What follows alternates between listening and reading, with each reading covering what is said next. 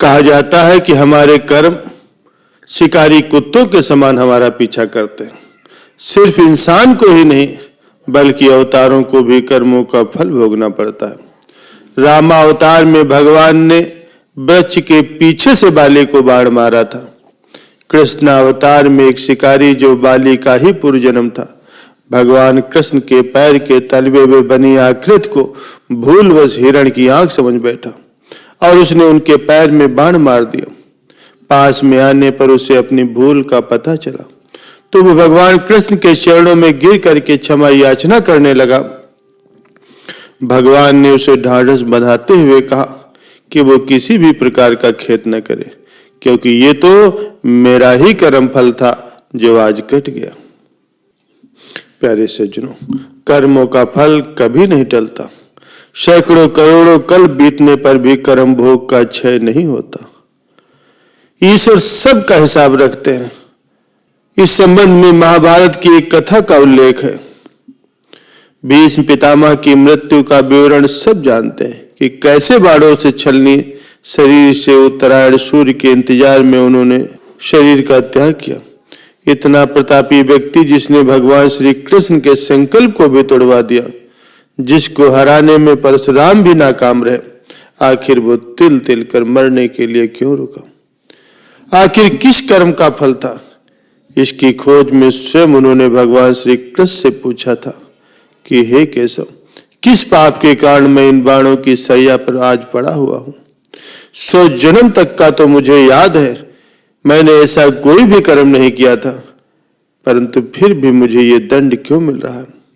तब भगवान श्री कृष्ण ने उनसे कहा, 100 जन्मों के भी ऊपर जरा ध्यान लगा कर देखिए, शायद कुछ मिले। तब भीष्म पितामह ने फिर से ध्यान लगाया तो देखा कि 101वें जन्म में वो राजा थे और जंगल में शिकार करते हुए उन्होंने आग से घिरे हुए एक सांप को बचाने के लिए तलवार की नोक से उठाकर झाड़ियों की तरफ उछाल दिया, परंतु वो सांप कांटों की झाड़ियों पर जाकर के गिर गया और उन कांटों से बिध करके सूख सूख करके मरा, जिसका प्रतिफल उनको 101वें जन्म के बाद बाणों की सैया पर अपने संज्ञान में मृत्यु का इंतजार करना पड़ा। इसीलिए कहा गया है, कर्मों का फल बिना भोगे कभी नहीं टलता। प्यारे सज्जनों, इंसान जैसा कर्म करता है कुदरत उसे वैसा ही वापस लौटा देती। एक बार द्रौपदी सुबह सुबह स्नान करने के लिए यमुना तट पर गई। भोर का समय था, तभी उसका ध्यान सहज ही एक साधु की ओर गया जिसके शरीर पर मात्र एक लंगोटी थी। साधु स्नान के पश्चात अपनी दूसरी लंगोटी लेने के लिए गया तो वो लंगोटी अचानक हवा के झोंके से उड़ गई और पानी में जाकर के बह गई। संयोगवश साधु ने जो लंगोटी पहनी थी वो भी फटी हुई थी।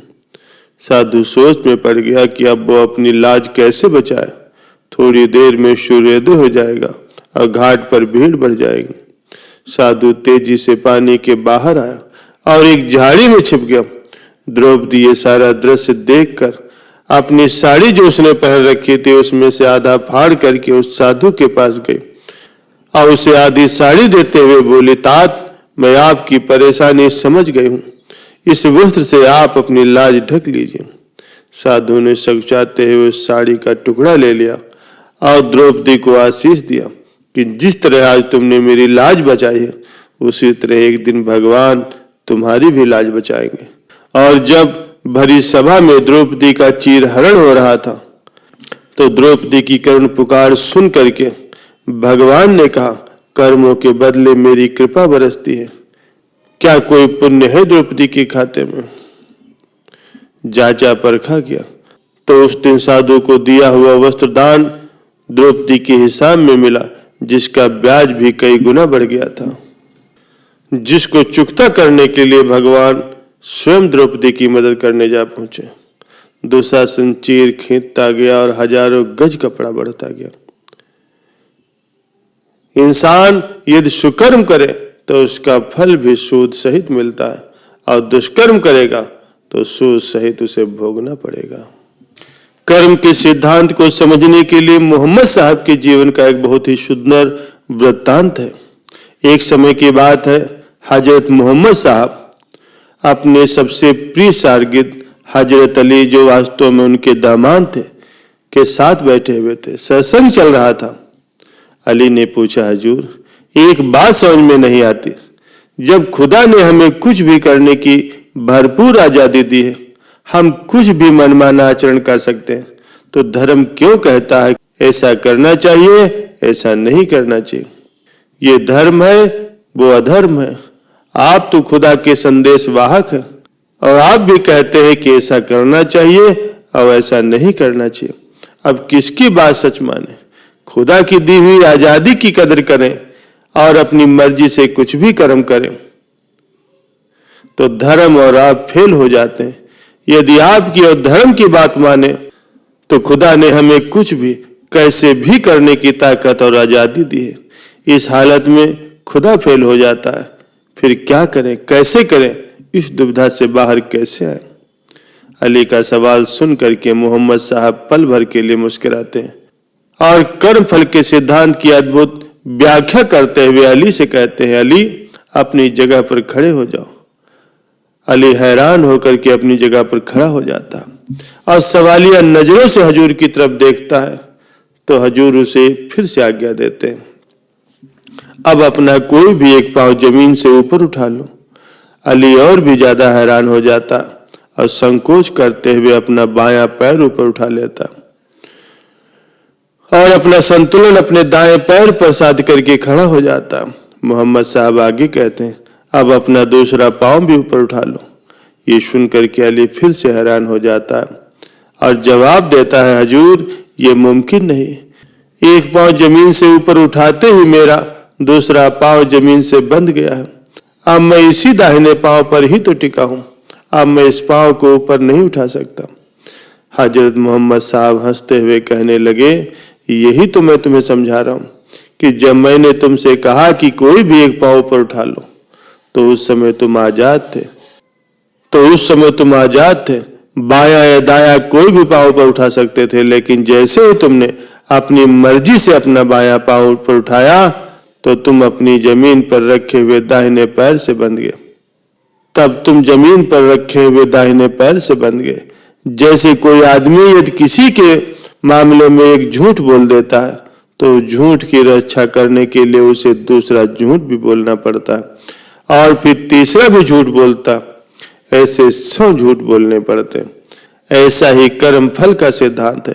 एक कर्म करते ही मनुष्य उसके परिणाम से बन जाता है और दूसरा कर्म करने के लिए फिर विवश हो जाता है। इस प्रकार कर्मों के जाल में उलझता चला जाता और इससे छूटने का फिर कोई उपाय नहीं होता, क्योंकि कर्म फल की व्यवस्था का यही सिद्धांत है। प्यारे सज्जनों, मादा बिच्छू की मृत्यु बहुत ही दुखदाई होती है। मादा बिच्छू जब अपने बच्चों को जन्म देती है, तब ये सभी बच्चे जन्म लेते ही अपनी माँ की पीठ पर बैठ जाते हैं और अपनी भूख मिटाने के लिए तुरंत ही अपनी माँ के शरीर को ही खाना शुरू कर देते हैं और तब तक खाते हैं जब तक कि उसकी केवल अस्थियां ही शेष न रह जाए। वो तड़पती है, कराती है, लेकिन ये बच्चे उसका पीछा नहीं छोड़ते और उसे ये पल भर में ही नहीं मार देते, बल्कि कई कई दिनों तक ये मौत से भी बदतर असहनीय पीड़ा को झेलती हुई तब दम तोड़ती। मादा बिच्छू की मौत के पश्चात ही ये बच्चे उसकी पीठ से नीचे उतरते हैं। प्यारे सज्जनों, 84 लाख के कुचक्र में भी ऐसी असंख्य योनियां हैं जिनकी स्थितियां अज्ञात हैं। शायद इसीलिए भवसागर को अगम और अपार कहा गया है। संत मत के मुताबिक ये भी मनुष्य योनि में किए गए कर्मों का ही भुगतान है। अर्थात इंसान मनुष्य जीवन में जो भी कर्म करेगा, नाना प्रकार की असंख्य योनियों में इन कर्मों के आधार पर ही उसे दुख या सुख मिलते रहेंगे। ये बिल्कुल सच बात है। मनुष्य जन्म बहुत मुश्किल से मिलता है। प्यारे सज्जनों, ये जो गलियों में आवारा जानवर घूम रहे हैं, इन्हें भी कभी मनुष्य का जन्म मिला था। इनमें से भी कोई डॉक्टर था, कोई इंजीनियर था, कोई कुछ और था। इनके गुरु भी इन्हें ईश्वर का भजन करने के लिए कहते थे, तो ये हंसकर जवाब देते थे कि अभी हमारे पास समय नहीं है। और अंततः वो मनुष्य जन्म हार गए, भगवान का भजन और धन्यवाद नहीं किया, पशु योनियों में आ गए। अब देखो इनके पास समय ही समय है। बेचारे गली गली आवारा घूमते फिरते हैं, कोई दुत्कारता है, कोई फटकारता है। प्यारे सज्जनों, कर्म बहुत रुलाते हैं, किसी को भी नहीं छोड़ते। आप नहीं समझोगे तो कब समझोगे? भगवान का भजन कर लो और अपने कर्मों को धो डालो। मनुष्य को चाहिए कि वो हर समय प्रभु नाम का जप करे, अच्छे कर्म करे, ताकि जल्द से जल्द वो आत्म साक्षात्कार करके जन्म मरण के झंझट से हमेशा हमेशा के लिए मुक्त हो जाए।